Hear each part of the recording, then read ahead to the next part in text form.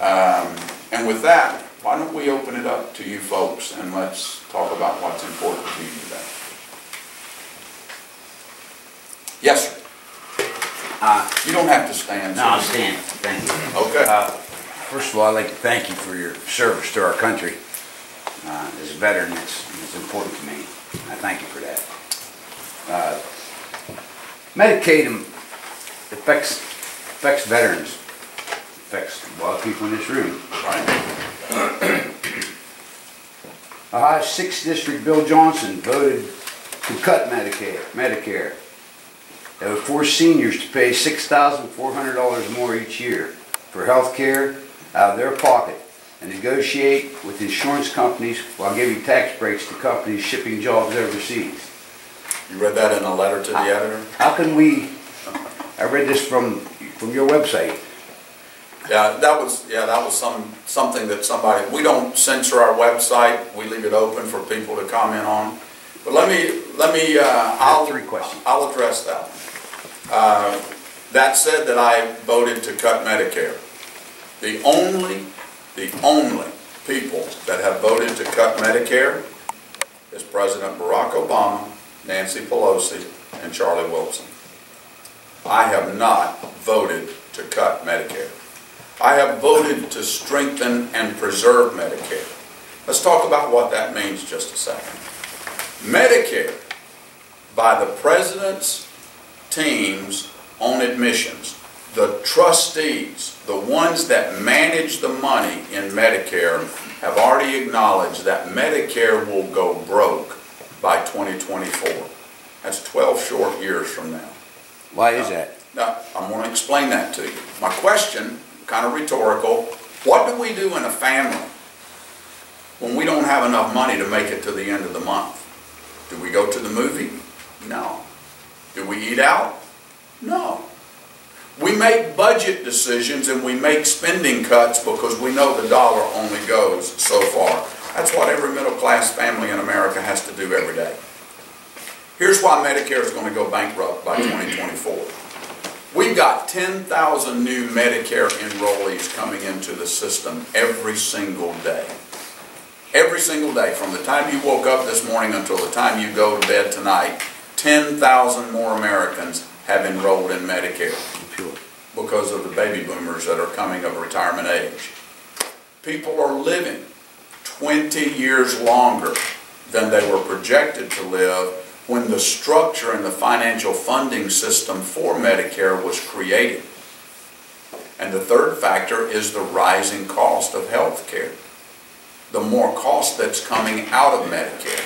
Those are all factors that are contributing to Medicare going broke by 2024.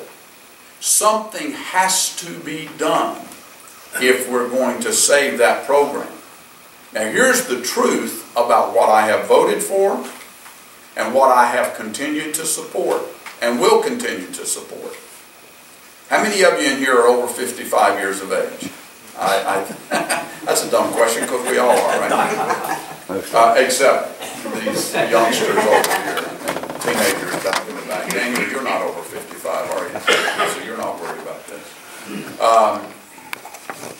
Jocelyn, you're not over 55 either. That's good to know. I knew that. But the plan that I have supported, sir, guarantees that no one in this room over 55 years of age or older will experience any decrease in their fully funded Medicare benefits. Those that are 54 years of age and younger, yes, it will change, but it is actually strengthened and preserved. Those that are 54 years of age and younger will have a choice among Medicare certified insurers to get support. It's called premium support to provide for their health care benefits. And that premium support is very much like what happens today in Medicare Advantage and Medicare Part D. And it is not a set amount, because in the plan that I voted for, the wealthy get less support and the poor and the high risk and the needy get more support. So it is graduated. It's not a set amount.